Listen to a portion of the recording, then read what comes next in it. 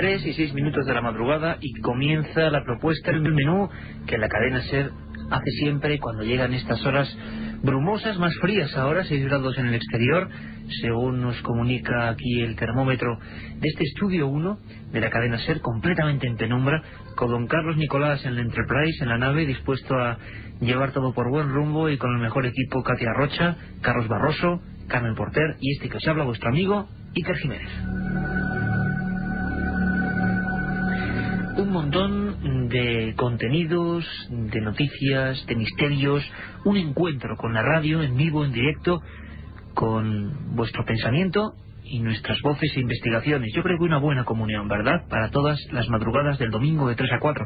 Sabéis que hay un correo electrónico, milenio3@cadenaser.com, milenio3 con número @cadenaser.com. Hemos recibido centenares de mails, algunos realmente espectaculares, intentando, bueno, pues traducir o opinar sobre aquella voz que grabamos la semana pasada en el santuario de Andújar, siguiendo la investigación de Belmez. Os prometo cosas muy fuertes dentro de las próximas semanas en torno a este asunto.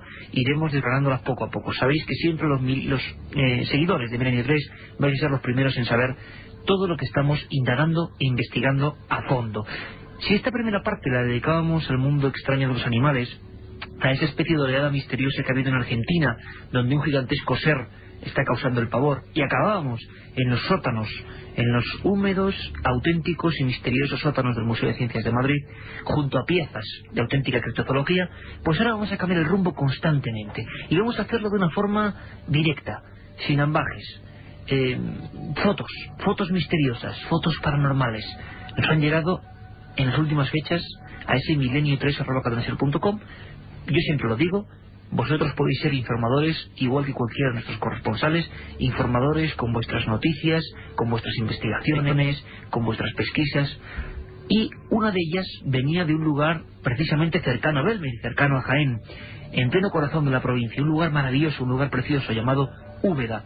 Precisamente hace un par de semanas estábamos allí y nos llegó una fotografía impactante. La fotografía quizás de un fantasma. A mí me gustaría describir lo que tenemos ahora entre las manos. A mí me llamó la atención, tengo que decirlo. Una de esas calles, bueno, Úbeda y Baeza, dos auténticas joyas renacentistas. Quien tengan la suerte de conocerle y de haber estado por sus calles, conocerán esa especie como de pequeñas rúas muy estrechas, callejas blancas, ventanas enrejadas, y, bueno, dos amigos, concretamente Carmen Porter, que son Francisco Javier López y Nani Baena López. Buenas madrugadas. Buenas madrugadas, Carmen. Tenéis ahí toda la información. Ellos dos son los que se ponen en contacto con el programa y descubren espontáneamente esta fotografía. No la hacen ellos, ¿no? Exactamente, y que además nos mandan un email en el que nos dice: estimado Iker, somos dos jóvenes de Úbeda, Jaén, seguidores de tu programa. Hemos encontrado una foto bastante curiosa de nuestra Semana Santa. En dicha foto aparece en un CD de música interactivo de la Cofradía de la Sentencia de nuestra ciudad. En ella podemos observar un supuesto fantasma asomado en una ventana de un palacio del casco antiguo de la ciudad. Nos dejan un número de teléfono. Nuestro corresponsal en Sevilla, José Manuel García Bautista, se ha puesto en contacto con Francisco Javier y con Nani, y ha sacado conclusiones, Iker, pues bastante fuertes después de analizar esta fotografía. Porque, bueno, no es quizá de la mejor calidad, pero aquí lo curioso y lo que hay que destacar es que esta foto no la hacen ellos, no intentan desde luego vendernos ninguna moto. Son buenos amigos, oyentes, como tantos otros de Milenio 3, que se han encontrado con un misterio. Y se han encontrado con el misterio cuando en ese CD interactivo que las cofradías de Semana Santa presentan, se encuentran con un misterioso visitante. La verdad es que yo, en cuanto vi la fotografía, me escamó, me extrañó. No me parecía el típico fraude. Alguien se asoma en un ventanuco, ni siquiera casi yo creo que sea ventana, puesto en la pared izquierda de esa pequeña calleja. Es plena noche, hay 3 focos en la parte final de esa calle y hay 4 hombres vestidos de nazarenos con capirotes negros. La verdad es que es una imagen tenebrosa, una imagen de lo más profundo, de unas fechas que además llegan justamente ahora. Nunca mejor dicho y nunca mejor traído a la actualidad este tema. Plena Semana Santa de Úbeda, y de repente, a unos 3 metros de altura, en un ventanuco, sale algo, o sale alguien, o es un efecto extraño, pero desde luego parece una figura deforme, extraña, con ojos, nariz y boca abierta, y con pelo o una especie de toga de tipo monjil. Alguien que se asoma, que nadie vio cuando se hizo la fotografía, y que mira la cámara. ¿A ti qué te parece la imagen, Carmen? ¿Cómo podríamos describir esta sorpresa? Pues la verdad sí que, como bien decías, no me parece el típico fraude que podemos encontrar en las fotografías de Internet. Es más, parece una figura o un efecto de algo que ha hecho que se asomara algo a este ventanuco. Una mujer, parece. A mí me parece una mujer, y en vez de pelo, como tú decías antes, me parece que más bien lleva una toga o lleva un tocado, algo, ¿no? un tocado, un pañuelo en la cabeza. Se ven perfectamente los ojos, la nariz y la boca, pero lo que me extraña es que es como no se ven ni hombros ni brazos, es simplemente la cabeza que asoma por ese ventanal. Esa especie de ventanuco oscuro. Y que es curioso además porque mira a los nazarenos que están pasando. Y además, bueno, tú bien poco hace horas, casi días, estabas en Úbeda, en el maravilloso parador de Úbeda, un lugar, mandamos un saludo, un lugar fantástico, y un lugar además también como muy propio, ¿no?, para este tipo de cosas, ¿verdad? Sí, porque angosto, antiguo. Las calles y la ciudad en sí es toda, pues parece medieval, parece que nos vamos a otra época. Y justamente pues en estas fechas, cuando se celebra la Semana Santa, yo creo que todavía más recupera esa esencia del medievo. Pues bueno, la foto de un ser misterioso, un ser extraño, sea lo que sea que nos mira. Y decías, Carmen, que José Manuel García Bautista tenía documentos de última hora en torno al análisis de la foto. Siempre que hay una cosa informática, recurrimos a José Manuel, nuestro corresponsal de Sevilla, y su compañero también informático, Rafael Cabello Herrero, y grandes expertos en el manejo del software de este tipo de análisis gráficos, y hay cosas curiosas, ¿no? Sí, en cuanto les mandamos las fotografías se las remitimos a ellos, que son los que se encargan de estudiar pues todas esas fotografías extrañas que nos mandáis a milenio3@cadenaser.com, y ellos teníamos esta noche a José Manuel García Bautista, y esto era lo que nos decía. En un aspecto bastante tenebrista se distinguían un conjunto de nazarenos por una calle de Úbeda, y en la parte superior derecha una ventana pequeña a la cual se asomaba un invitado no esperado, un invitado transparente, translúcido, con actitud de sorpresa. Analizamos la foto aquí en Sevilla, tanto mi compañero Rafael Cabello como yo. Hicimos un análisis de color, de brillos, de intensidades, de volumen. Lo último que estamos haciendo es comparando el pixelado de la fotografía, ya que nos llegó con poca calidad. Y la verdad es que la fotografía muestra como hay una figura realmente extraña, una figura que no parece haber sido fotomontada. Nuestra impresión sobre la misma es que la fotografía parece ser real. Parece ser que hay un elemento extraño, un elemento no esperado en esa fotografía, un elemento translúcido que encaja perfectamente con los niveles de brillo y luminosidad de la misma fotografía, que demuestra una transparencia y demuestra una concordancia con el entorno y con el entorno fotográfico. De momento, la investigación a la espera de esta última fotografía que nos llegue es que parece ser real. Parece ser que realmente estos amigos de Úbeda enviaron lo que ellos denominaron un fantasma en su Semana Santa, y parece ser que es cierto.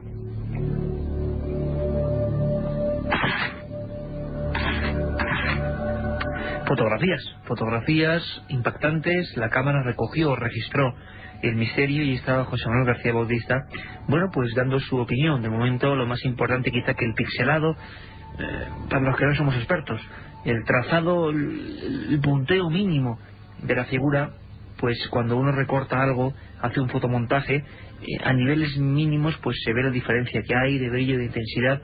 Parece que no es nada recortado. Bueno, puede ser una forma extraña, algo del aire, no sabemos, pero desde luego es sugerente, y os remitimos también a que hagáis lo propio, es decir, que nos enviéis cualquier información que consideréis interesante, que consideréis seria, y que ocurra en vuestras ciudades, en vuestras regiones. Es muy importante la colaboración para que este programa tenga informaciones frescas, y es lo que vamos consiguiendo poco a poco, porque esta semana es curioso, nos han llegado un sinfín de tomas extrañas de diferentes aspectos, porque sería el fenómeno ovni que vendría después, ¿no?, con una fotografía también impactante. Exactamente. Iker Ferran también nos dice: un saludo, esta foto fue tomada con una cámara digital Canon Ixius, y la sorpresa fue al visionarla. Aparece un objeto que pasa totalmente desapercibido, ningún ruido, pero teniendo en cuenta la vista de la montaña tenía que ser enorme. Felicidades por el programa. ¿Y qué vemos, Carmen? Pues vemos un paisaje típico de montaña al lado de un lago, una persona con su perro que parece que está pasando allí el día, pero sobre las montañas el cielo está completamente azul, no hay ninguna nube ni nada extraño que se le parezca, pero de repente entre dos picos de montaña aparece lo que probablemente sería un objeto no identificado por el momento y que tiene forma de puro. Forma de puro, forma alargada. En la foto a color hay algún destello concreto, alguna tonalidad concreta. No, parece que el objeto es gris. Grisáceo. Se distingue del azul del cielo en que el objeto es grisáceo. Aquí la duda sería si es algún objeto, algún pájaro, algo que pasa de repente delante de la cámara a cierta distancia. De todas formas, sí que yo creo que también remitiremos esta fotografía a José Manuel García Bautista para que también la examine. Hombre, lo curioso es que desde casi el principio de la fotografía parece que hay ciertas imágenes que registran cosas que el ojo humano no ve. Algunas de las primeras fotografías hechas en la época del espiritismo son realmente sugerentes. Nada que ver, y desde luego yo además os pido que no nos enviéis los típicos fotomontajes y cosas que, como muy buena hacer mucha gente lo hace, de internet. La verdad es que dentro de la red de redes nos podemos fiar bien poco del material existente, porque bueno, cualquiera puede meter cosas. Otra cosa es las fotografías que uno hace, que tiene alguien de confianza de su pueblo, de su lugar, que ha hecho. Es así, tanto en negativo podéis enviarlas, como sobre todo por vía email. Y la verdad es que a ese milenio3@canaleser.com. Y la verdad es que, como decía, desde el principio del tiempo hubo imágenes, caras, rostros, figuras que aparecían en estancias donde no había nadie. Y solo en el revelado eran, por ejemplo, posibles escenas como la siguiente: un hombre que se hace un retrato, una de las primeras en España es en Badajoz, uno de aquellos retratos antiguos que hacía falta pues mucho tiempo estando delante de la cámara, aquellas cámaras de perilla, y detrás una cara, un rostro. No había nadie, pero ella parecía una señora anciana que ese buen hombre identificaba sin duda alguna con su madre recién muerta.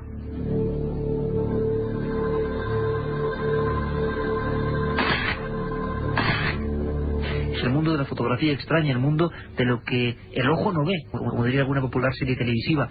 Sin embargo está ahí, y con los ovnis ha sido siempre así. Es decir, muchas de las grandes imágenes de supuestos objetos volantes no identificados no estaba ahí el artefacto extraño cuando el fotógrafo lo captó, sino que era una fotografía de paisaje absolutamente normal, y solo en el revelado aparecía eso.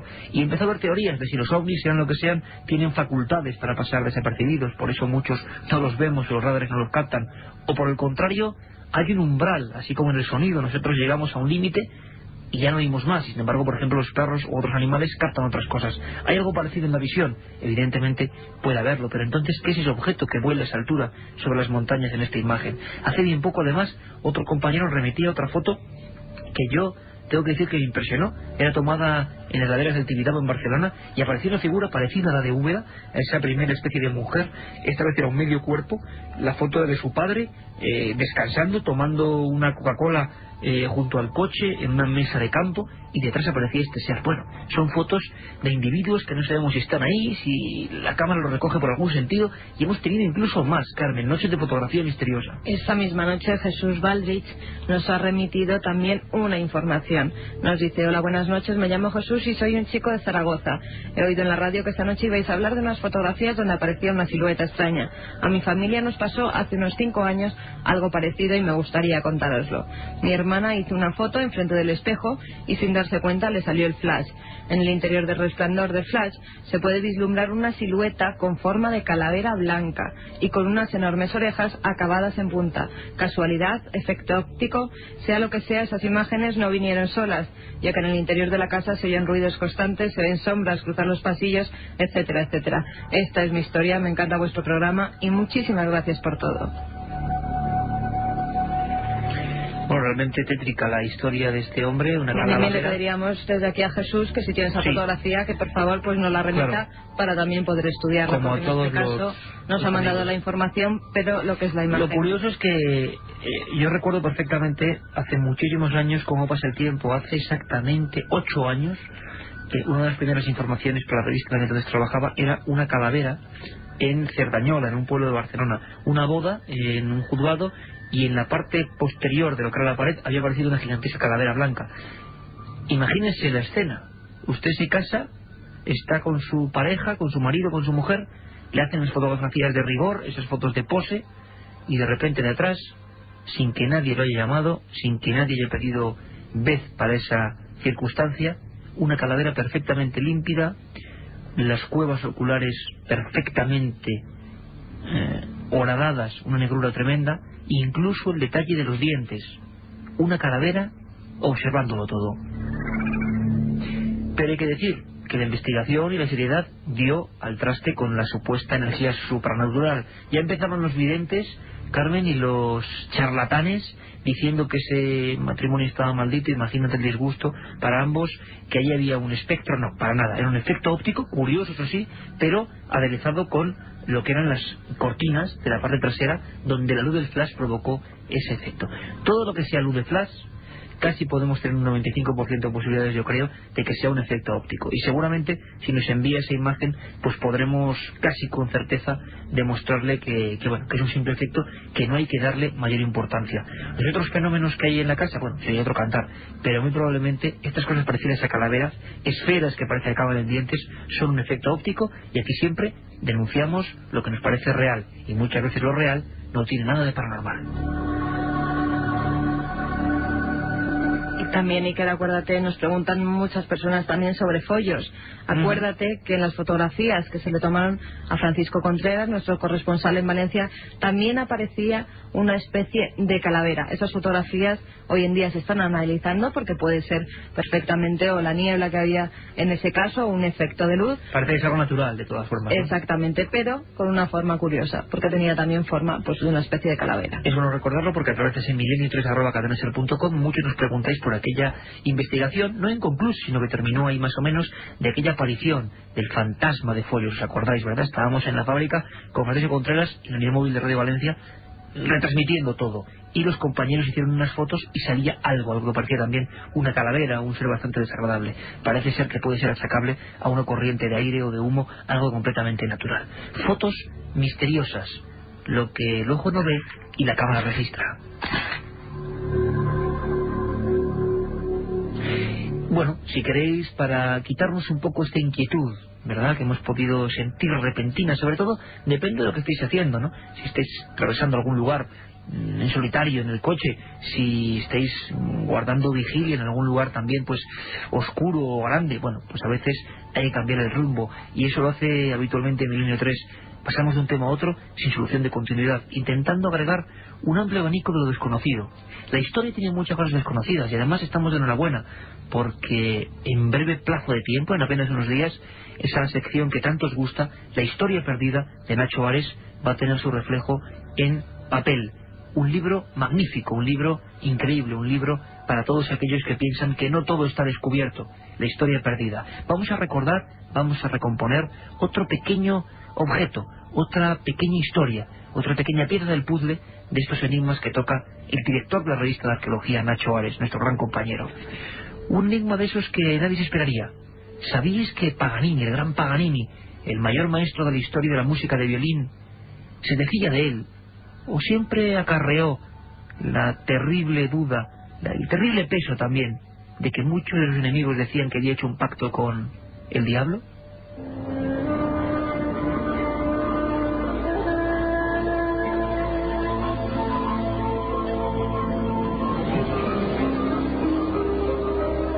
Maestro y virtuoso del violín desde una edad muy temprana, Niccolò Paganini siempre vivió bajo la sombra de la duda de que todo su virtuosismo se debía a un pacto con el diablo. A caballo entre el mito y la realidad, hay quien asegura que vio al propio demonio acompañarle en algunos de sus conciertos.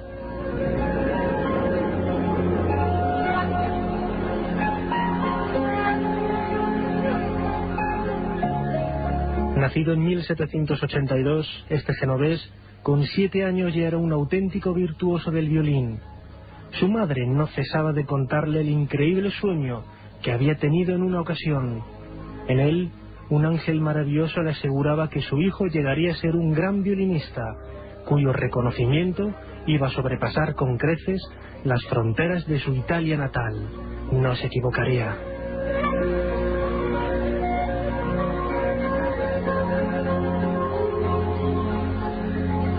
Con apenas una veintena de años, Niccolò Paganini sorprendió a propios y a extraños con sus insólitos conciertos en los que solamente empleaba 2 cuerdas del violín. Incluso en muchas ocasiones interpretaba piezas de gran dificultad con una sola cuerda, retirando primero las otras 3 del instrumento. Todo ello hizo de este precoz genio musical, además, un verdadero hombre dedicado al mundo del espectáculo.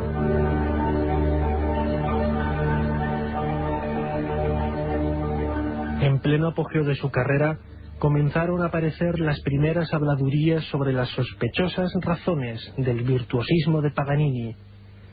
Se decía que la cuerda del violín con la que ejecutaba sus conciertos había sido confeccionada con las tripas de una mujer a la que el propio Paganini había asesinado.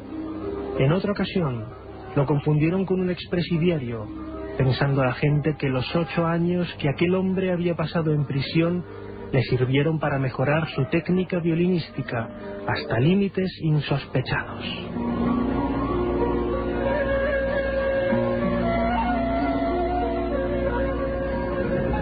Algunos críticos musicales de la época llegaron a afirmar que habían visto incluso al propio diablo sujetando el brazo del músico y guiando el arco de su violín en algunos de sus conciertos.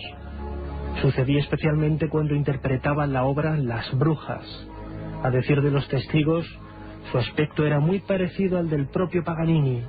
Solamente les diferenciaban un par de cuernos en la frente y el rabo entre las piernas.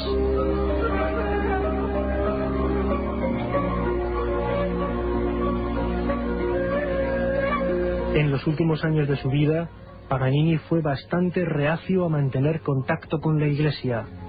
Estando bastante enfermo, se negó a recibir la extrema unción. Por todo ello, se le consideró un renegado, y al morir en 1840, el obispo de la ciudad se negó a enterrarlo, debido a sus supuestos contactos con el demonio. Hasta que 5 años después se pudo aclarar el entuerto, el cadáver de Paganini se conservó en una caja de madera, dentro de un simple almacén.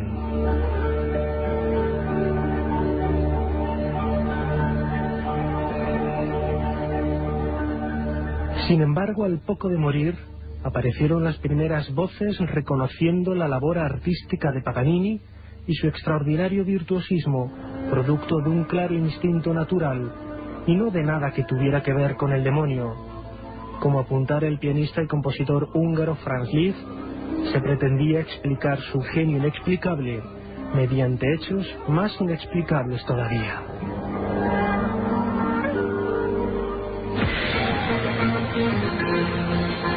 La otra realidad. Milenio 3. En la cadena SER. Si quieres viajar a lo desconocido, no dejes de leer El Archivo del Misterio de Iker Jiménez, los libros del tercer milenio. Colección El Archivo del Misterio de Iker Jiménez, publicado por Editorial Edad. Próximos títulos ya a la venta: La Sábana Santa de Carmen Porter, Casas Encantadas de Francisco Contreras, El Secreto de la Gran Pirámide de Manuel Delgado y Vampiros de Miguel Gómez Aracil.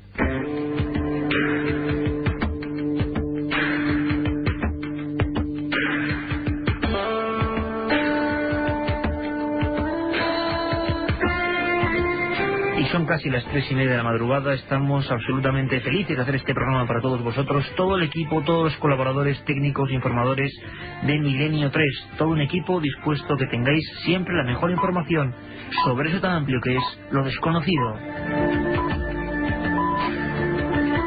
Ya lo sabéis, no nos olvidéis, de 10:30 a 11 nuestra primera sesión, de 3 a 4 este segundo tiempo de radio, de misterio, de palabras, de enigmas, de búsqueda, de historia, de todo aquello que cabe en lo que no conocemos y que intentamos conocer. Pasaron muchos días y muchas cosas y muchas historias para que el ser humano alcanzase el grado de conocimiento que tiene hoy.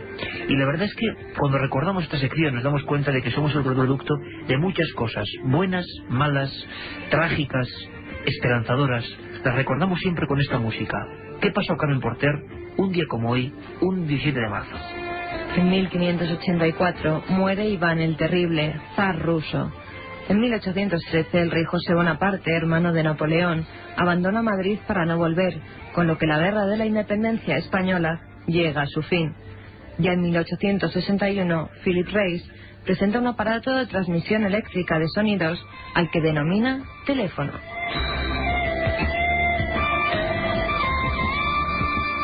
En 1929, ante la creciente agitación estudiantil contra el gobierno español, Miguel Primo de Rivera ordena clausurar la Universidad Central.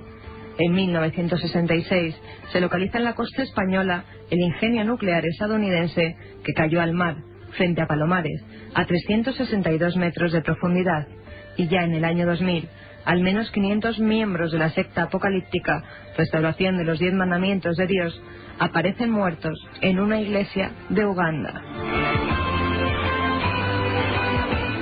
Cosas tremendas, algunas como el enigma de la bomba de Palomares, una bomba nuclear que cayó en España, ¿os acordáis de aquel famoso baño de Fraga y de los ministros? Bueno, parece ser que las investigaciones nos demuestran que hubo mucho secretismo, uno de los temas más tabú de la historia, conspiranoica total, el mundo de lo nuclear en nuestro país, y desde luego Milenio 3 lo tocará, porque nos atrevemos con todo. Hay también conspiraciones que hablan del cambio del clima. Es increíble porque si ayer o antes de ayer teníamos un clima casi veraniego, de repente ahora en la Gran Vía hemos vuelto al invierno, y mucha gente se piensa, ¿qué pasa? ¿Por qué las estaciones no son como antes? ¿Por qué siempre nuestros abuelos y antepasados hablaban de que antes era todo mucho más estricto? Bueno, hay teorías para todo. Una de ellas la encontramos en la historia de HAARP, un proyecto misterioso, extraño, comprobado, científico, el intento de manejar las corrientes del clima, algo asombroso, y como siempre nos cuenta nuestro compañero, el gran conspiranoico de este programa, don Santiago Camacho.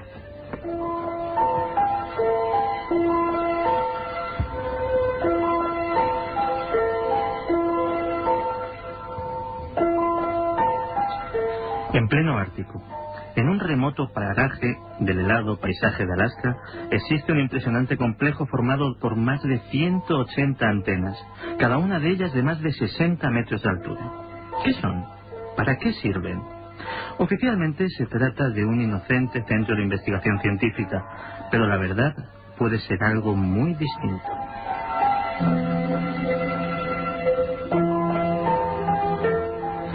Un gran número de ecologistas, científicos y periodistas está convencido de que el HAARP, que es así como se denomina esta instalación, es sede de un arma sin precedentes que haría las delicias de cualquier villano de una película de James Bond. Un dispositivo capaz de modificar el clima a voluntad en cualquier parte del mundo.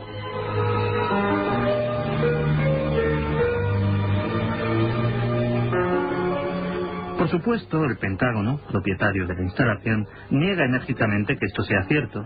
Sin embargo, la patente del dispositivo, registrada en la Oficina de Patentes de los Estados Unidos con el número 4686605, habla a las claras de las poco pacíficas aplicaciones del invento que se está probando en Alaska.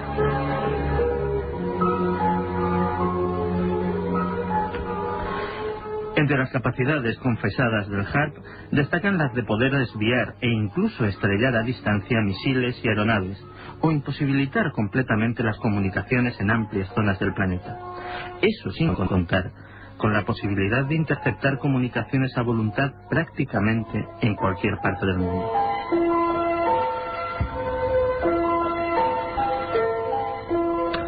Pero hay algo más inquietante aún si cabe.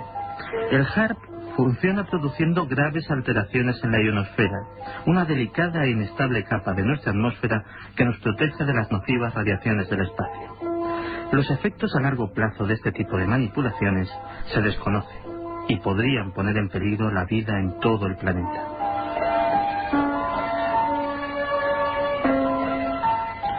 Así son las cosas.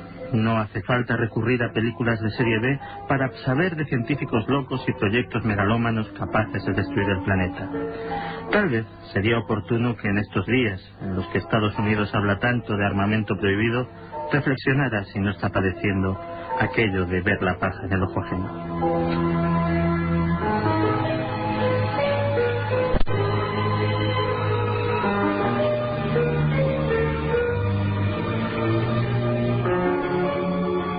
Milenio 3. Periodismo de lo desconocido. En la SER.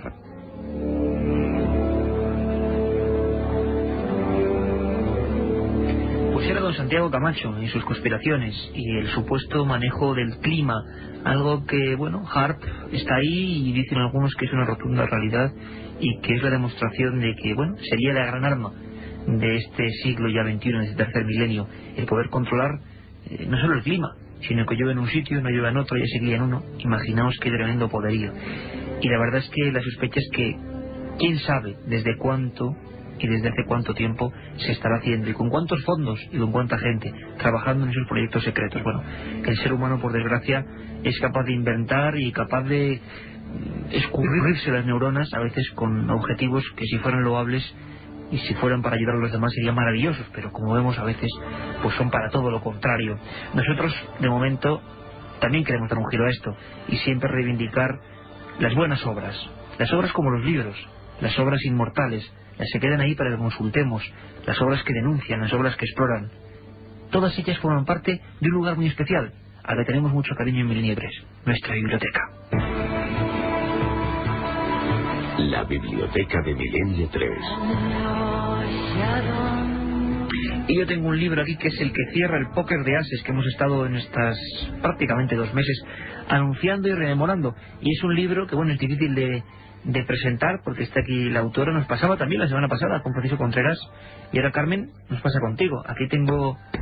Aquí suena la segunda edición, recién sacada a la calle, y menudo orgullo para todos los que estamos metidos en este barco. Segunda edición de La Sábana Santa, fotografía de Jesucristo, el archivo del misterio, de Iker Jiménez, y la autora, pues la compañera de todos vosotros y de este programa, por supuesto, Carmen Porter. Y aquí tenemos este libro, bueno, con una fotografía que creo que es la fotografía, una de las grandes imágenes, iconos del misterio, la de ese hombre crucificado, esa tela de más de 4 metros que muestra un ser en su forma dorsal y su forma frontal, y que está ahí hace muchos siglos, no se sabe cuánto exactamente. A mí me ha sorprendido mucho de este libro, que salió apenas hace 20 días y que ya se ha reeditado, y además con un nivel de ventas pues espectacular. Me sorprendió, como digo, ya no muchas cosas que yo pude ver de la Sábana Santa, sino sobre todo toda una primera parte apasionante de documentación. Cuánta gente, cuántas batallas, algo además muy poco explorado en la historia de esta reliquia. Cuántas vidas humanas, cuánta fe cortada por el filo de la espada, cuánta ira, cuántos escondrijos, en definitiva, cuántas batallas y peleas por custodiar la Sábana Santa, casi desde el umbral de la Edad Media, desde que tenemos constancia. El recorrido histórico, como si fuera una novela, como si fuera un objeto sagrado, que lo es, por el que tanta gente se ha matado. Qué maravilla toda esa primera parte del libro, que nos cuenta quizás todo eso que no conocíamos, dónde estaba, por qué, cómo influía en la historia, la Sindón, la Sábana Santa, que hoy se guarda en Turín. Y desde esa primera parte, que apenas conocíamos, yo desde luego apenas había siquiera leído un par de páginas, me entero de toda esa historia, me voy metiendo en el libro y paso por todo lo que es las pruebas que se han hecho a la síndone, la tridimensionalidad, por qué ese objeto no se puede reproducir y es diferente a todos los del mundo, qué tiene de mágico y científico por encima de lo religioso incluso, y acabamos, no queremos entrañar el libro por supuesto, pero incluso enfocándonos a las nuevas teorías. Se está buscando ADN, se están buscando cadenas que parecen rotas en la sangre de la Sábana Santa. ¿Para qué se están buscando? ¿Con qué objeto? Con la sangre y con el ADN se pueden hacer muchas cosas, entre ellas, y sería espantoso para unos, maravilloso para otros, se podría, ¿por qué no?, clonar al hombre que sale en la portada de este libro, el hombre de la Sábana Santa. Carmen Porter, Sábana Santa, segunda edición, fotografía de Jesucristo, pues todo un éxito, ¿no? Hay que decirlo, es que suena muy mal, pero hay que decirlo, porque es verdad. Me vas a poner colorada ahí. No, hay que decirlo. Hay que decirlo. El éxito, como decía antes nuestro compañero Francisco Contreras la semana pasada, es hacer el libro, un buen libro, pero que encima respalden los oyentes y los lectores, es maravilloso, ¿no? Pues la verdad es que sí, ya con mi primer libro, con Misterios de la Iglesia, ya ha sido, la verdad, y está mal decirlo, pero bueno, es así, va por la 4ª edición. Los lectores han aceptado muy bien estos temas más relacionados con la Iglesia, y ahora con la Sábana Santa, fotografía de Jesucristo, pues mira, hay que... Porque era, digamos, el misterio que faltaba en tu libro anterior, ¿no? Exactamente, y yo creo que es que me lo guardé un as en la manga, porque se merecía todo un libro. Hay una investigación, estuvimos allí, en Turín, hace 3 años, durante la ostensión del año 2000, allí pudimos fotografiar, ver a pocos metros lo que es esta reliquia, la Sábana Santa, y la verdad que fue una investigación a la que tuvimos acceso muy pocos. Yo creo que éramos de los pocos, si no los únicos, españoles que estuvimos allí. Pudimos entrevistar a Giuseppe Ghiberti, custodio de la Sábana Santa, pudimos entrevistar a mucha gente que se relaciona con esta reliquia. Y la verdad, toda esa investigación, desde el punto de vista tanto histórico como científico, con las pruebas y las fotografías, las encontramos pues en este libro. Pues es el número 0 de esta colección que tengo el placer de dirigir, y como os decía, tiene una auténtica bomba también, que viene ahora, Nacho Ares y la historia perdida. Menudos libros, de verdad que está siendo un orgullo estar un poco ahí también de capitán de este equipo formidable. Investigaciones exhaustivas, imágenes increíbles y sobre todo, como decía Carmen, la visión de alguien que ha estado delante de esa sábana y de alguien que incluso iba escéptico. Yo, por favor, te quiero pedir un pequeño detalle, y sé que ya igual me estoy propasando, pero hay una historia que me puedes contar en medio minuto que demuestra lo que es la Sábana Santa. Hay un director de cine que es completamente escéptico y que va hace bien poco a cargarse el mito de la Sábana Santa. ¿Qué le pasó? Exactamente, David Rolfe iba a hacer un documental para desvelar el fraude de la Sábana Santa. Acude a Turín, tiene delante de sí esta tela y de repente, no sabe cómo ni por qué, empieza a documentarse y cambia completamente la visión que tenía de la reliquia. Se hace crédulo total, incluso se convierte al cristianismo, y hoy en día está rodando una película que se llama Clon, y en la que supuestamente se puede clonar al hombre de la Sábana Santa. Es la segunda venida de Jesucristo a la tierra. Parece de auténtica novela, pero es pura verdad. Una historia que empieza en lo más profundo de la Edad Media, en Turquía, y con las auténticas batallas por esta extraña tela que tiene algo más que un ser grabado, tiene un auténtico misterio, tiene la fe de muchas personas. Y fijaros cómo está decandente el tema. Directores que cambian su forma de vivir, que son iluminados de repente por el misterio de la Sábana Santa y que hacen películas con un título de sugerente como Clon. Ahí está todo, la Sábana Santa, Carmen Porter, fotografía de Jesucristo, segunda edición, ya a la venta. Y tienes otro libro igual de maravilloso, pero muchísimo más antiguo.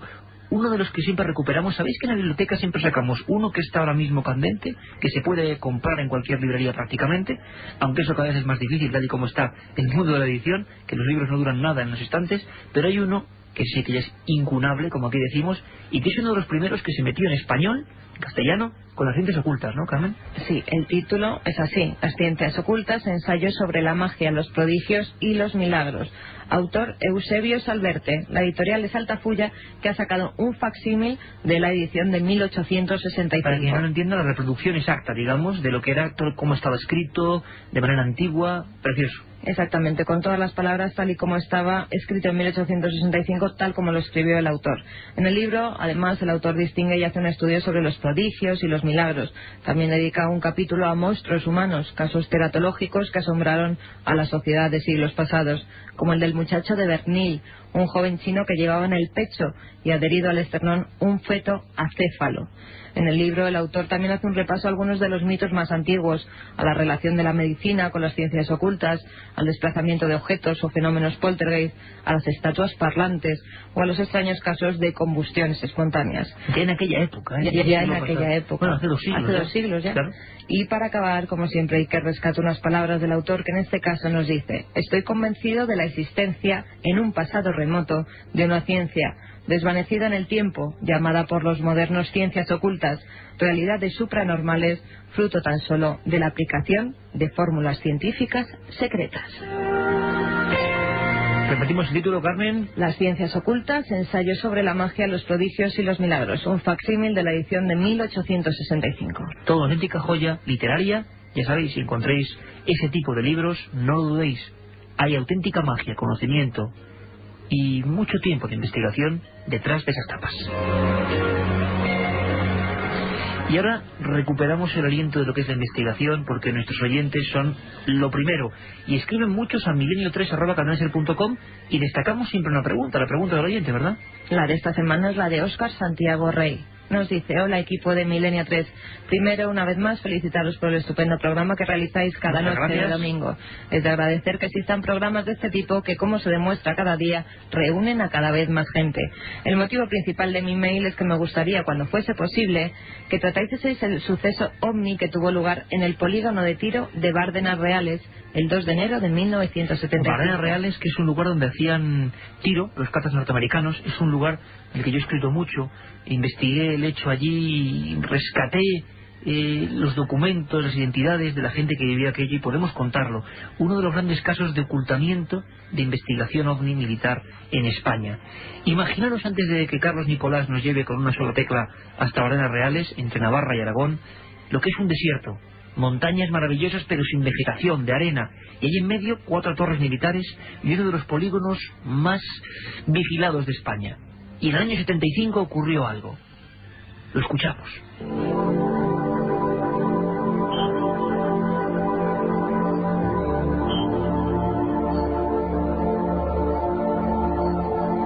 Las noches del 2 y 5 de enero de 1975 fueron más largas de lo normal en el polígono de tiro de las Bárdenas Reales. Vicente Martínez, aferrado a su fusil, fue el primero en percatarse de aquello. Un zumbido molesto se había filtrado en su receptor, poniéndolo en guardia. Desde la torre de vigilancia, mirando frente a frente a las montañas desoladas, comprobó cómo algo luminoso descendía lentamente sobre el terreno.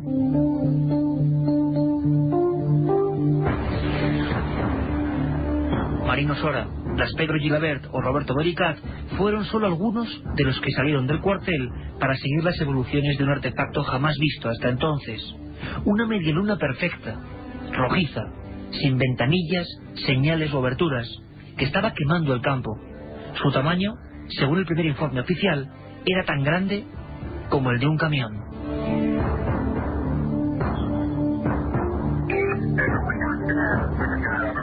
No cabía duda, un ovni había tomado tierra en mitad del campo de tiro y la alarma sonó rápida por toda la región aérea. Cuando varios jeeps subieron por las lomas, aquella luz poderosa fue alejándose en el cielo hasta acabar desapareciendo.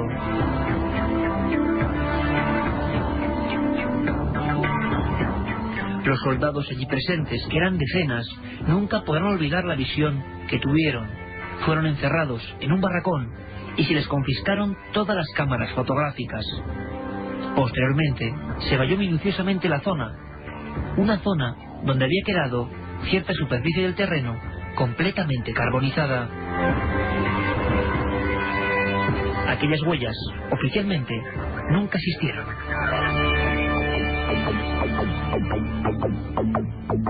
20 años después, el Ejército del Aire desclasificaba el informe referente a este suceso concreto, uno de los más extraños de nuestra historia, según todos los expertos.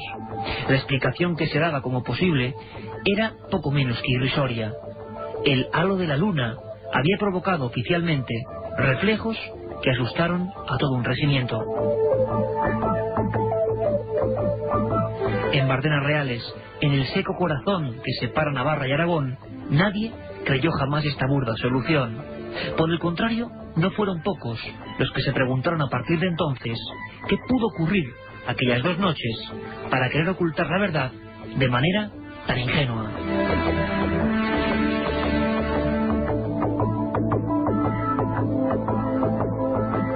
Milenio 3, con Iker Jiménez, en la cadena SER.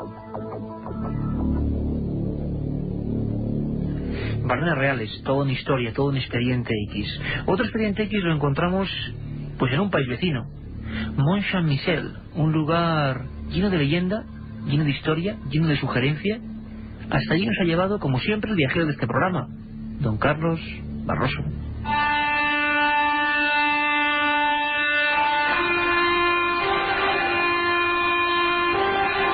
Un islote de 900 metros de perímetro nos saluda desde el horizonte cuando avanzamos por la Normandía francesa hacia Bretaña.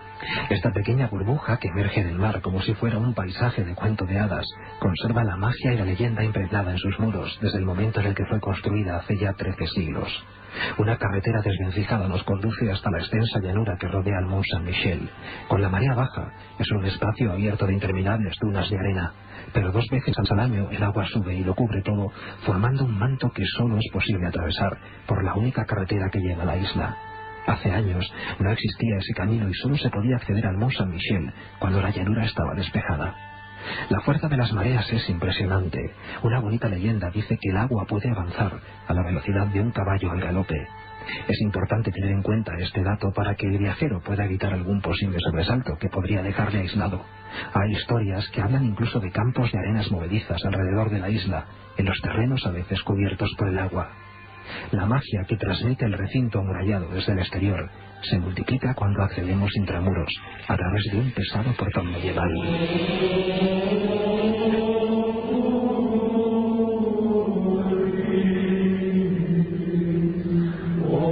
El origen de la maravilla de Occidente, como se conoce al Mont Saint-Michel, se remonta al siglo VIII. Quiso mostrar la devoción al arcángel San Miguel, que luchó contra el diablo ganándole la batalla. No es extraño que sea este uno de los lugares del mundo en los que es más fácil encontrar rezos o fórmulas utilizadas contra las posesiones demoníacas. Primero fue una cripta, después una iglesia románica, más tarde un monasterio gótico, una prisión y por último uno de los centros de peregrinaje católico y turístico más importantes de Europa. Los monjes benedictinos cubrieron la isla de una leyenda dorada y tras su asociación con los duques de Normandía convirtieron el lugar en un centro de estudio y de trabajo intelectual.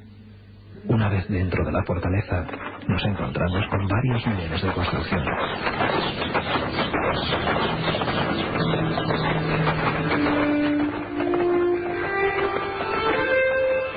En el nivel más bajo se conserva un pequeño pueblo medieval. La mayor parte de estas edificaciones son ahora albergues, tiendas o tabernas.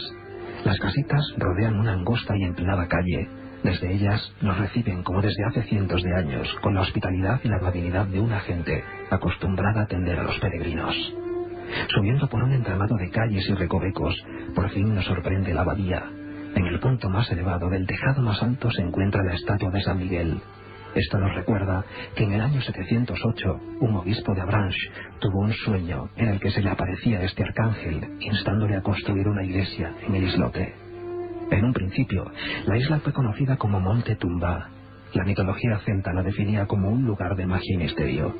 En sus inmediaciones había un espeso bosque que, según la leyenda, fue arrasado por las corrientes de mar que rodeaban el islote y que coincidían con las desembocaduras de varios ríos en la zona.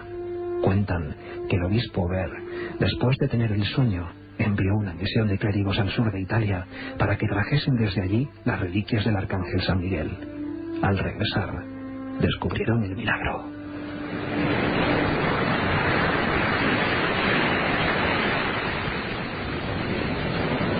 Una gran ola del mar había borrado del mapa el frondoso bosque que rodeaba la isla, donde se había construido la iglesia, dejando al descubierto una mole de piedra rodeada de arenales infinitos.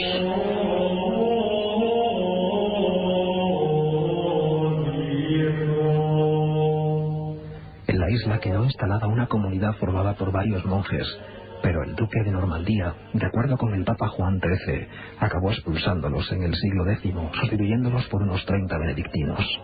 Durante los siglos XI y XII, los monjes construyeron una abadía románica, formada por una gran iglesia en la cima del islote, y por debajo un edificio conventual en 3 niveles. Fue obligatorio hacerlo así, debido a la geografía de la isla, que no permitía una construcción horizontal de un monasterio. Sufrió el asedio de las tropas bretonas e inglesas, y tras la Revolución Francesa se convirtió en una prisión. Durante la Segunda Guerra Mundial fue todo un símbolo para los soldados estadounidenses que desembarcaron en Normandía para librar a Francia del sometimiento nazi. En la actualidad, Mont Saint-Michel sigue siendo un enclave mágico perdido en el tiempo, un lugar tan misterioso que gracias al juego de las mareas nos ofrece una imagen distinta cada día.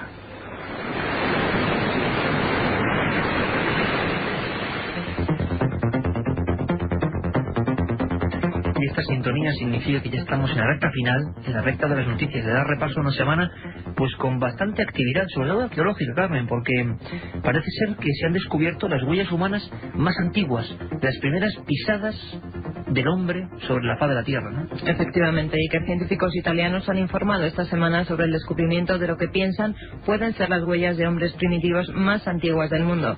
Se trata de huellas de manos y pies fosilizadas, conocidas localmente en Italia como huellas de diablos. Vaya nombre. Porque se pensaba que eran sobrenaturales, pero en realidad pertenecen a 3 de los primeros humanos que probablemente iban bajando la ladera del volcán Rocamonfina hace alrededor de 385.000 años. Las huellas están inmersas en ceniza volcánica fosilizada, tienen una longitud de 0,2 metros y 0,1 de ancho y pertenecieron a humanos con una estatura aproximadamente de 1,50 metros. Interesantísimo. Un arqueólogo español, Carmen, ha descubierto restos de una cultura completamente desconocida en un lugar mágico, Cusco, en pleno corazón del Perú. El ombligo del mundo, quiere decir Cusco, en idioma incaico. El arqueólogo catalán Ansel Pi Rambla cree haber hallado los restos de una ciudadela solar de máxima importancia en el mundo del Imperio Inca. Además, sostiene que en el subsuelo de la ciudad de Cusco, al sur del Perú, se encuentra una cultura aún desconocida, de la que no se ha determinado su edad. Toda la información nos la trae desde Perú la corresponsal de la cadena SER, María José Ajejas.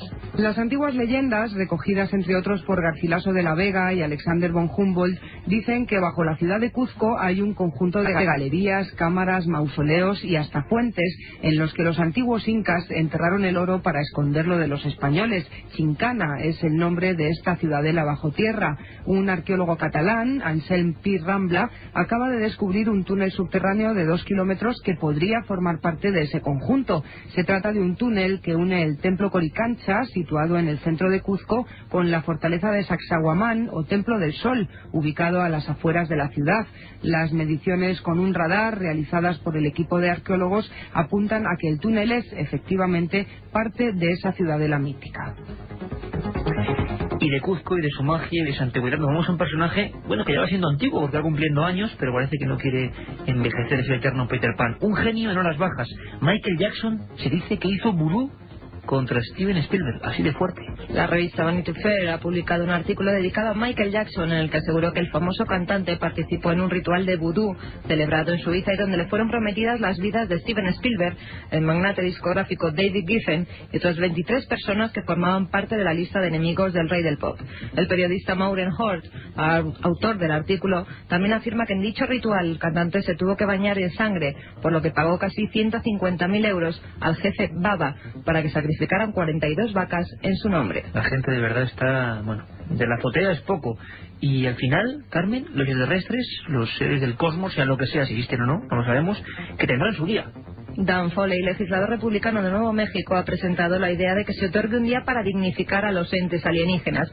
También insiste en que se debería reconocer una fecha especial para estos individuos de otros lugares y así fortalecer las relaciones entre todos los ciudadanos del cosmos, conocidos y por conocer. Si el Estado al cual representa Foley acepta el proyecto de ley, se podría dar inicio al Día de la Cultura Extraterrestre, el cual sería celebrado cada año durante el segundo jueves de febrero y en el que se rendiría homenaje especial a seres de otros mundos.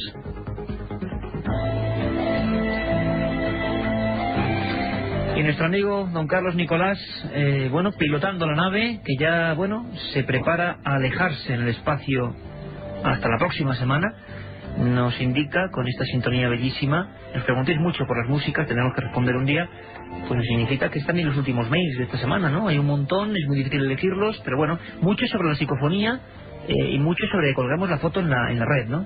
Sí, mucho sobre la psicofonía de Belmez. A la mayoría les parece que es una especie de metralleta. Ajá.